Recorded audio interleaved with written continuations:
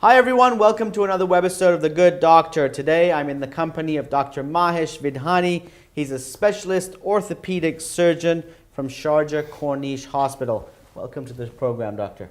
Thank you, Mr. Shah, for having me today. So the first conversation that we're going to have is injuries, sports injuries.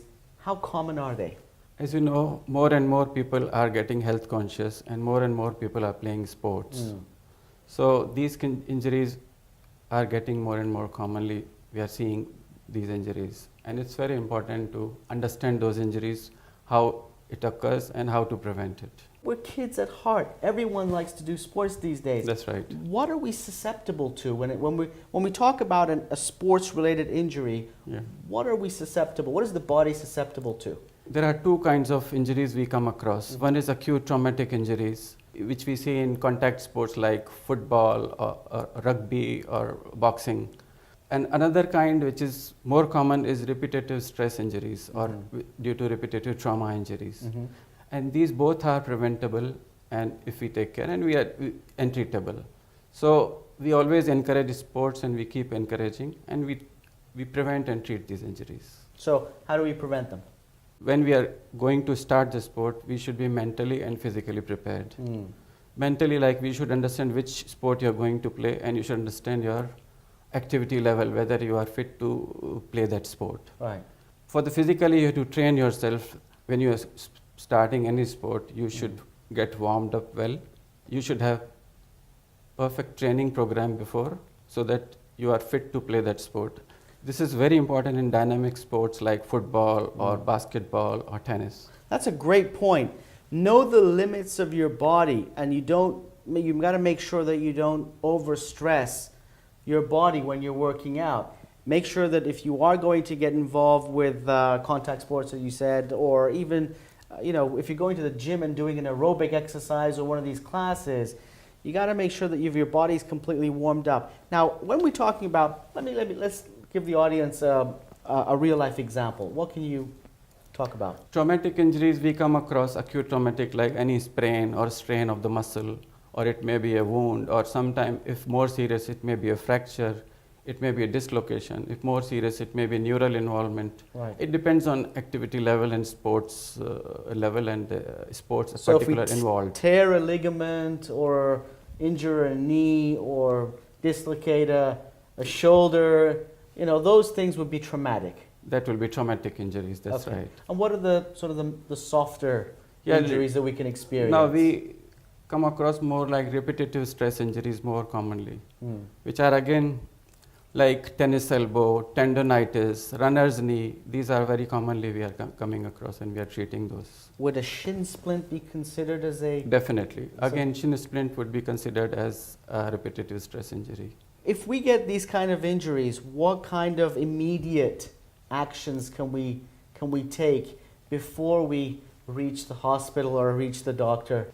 When we see an acute injury, we want general population to follow this RICE regime. RICE. RICE, where RIC is. R stands for resting the part. Right. We want the part to be rested and protected. I stands for applying ice to the part so that bleeding is less and swelling is less. Okay. C stands for compressing the part so that again the bleeding is less and swelling is less. Okay.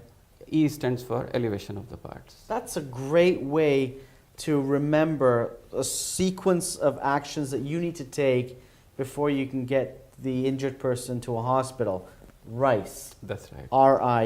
RICE. The patient or someone who's just received an injury is at the hospital. Yes. What happens? When patient receives injury, we have to empathize with him.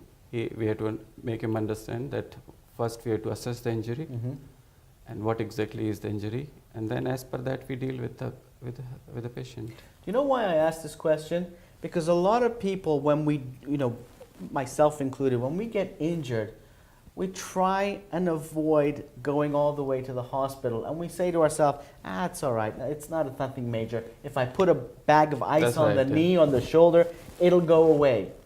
We're not doing ourselves a favor, are we? Everybody has to understand there are certain times when you have to decide that you need a doctor. And when you need a doctor, you have to understand if swelling is more than you anticipate by minor trauma. Mhm. Swelling is more, pain is more, and your affected function is involved much more than anticipated due to minor trauma. You have to see the doctor. Even benefit of doubt goes in favor of seeing the doctor rather than not seeing the doctor. That's a great point.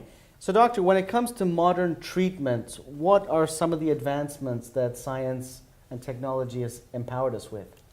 Recently, we are treating these injuries, especially repeated trauma injuries, by biologics. Biologics is your own body tissues which we modify and deal with the injury. Mhm. The most common is like PRP, platelet-rich plasma injections, which we give to the area to accelerate healing. So, explain this to me. This is fascinating. So, you extract the blood. That's right. What do you do with the blood? We centrifuge it, rotate it, Okay. and we extract growth factors out of this blood. And then you re-inject it back into the area Which where- is affected. where healing is not as fast as it should be, or Yeah, it's these slow. are chronic repetitive injuries which heals in years. Okay. So we want to accelerate healing by this method, which is recent and it is very effective. That's amazing. God bless science. Well, thank you very much for this insightful information, Doctor. If you have any questions for Dr. Vidhani, please leave your comments down below. We'd be happy to answer you. And thank you for watching The Good Doctor on EasyLiving.com, where you can find anything and everything lifestyle.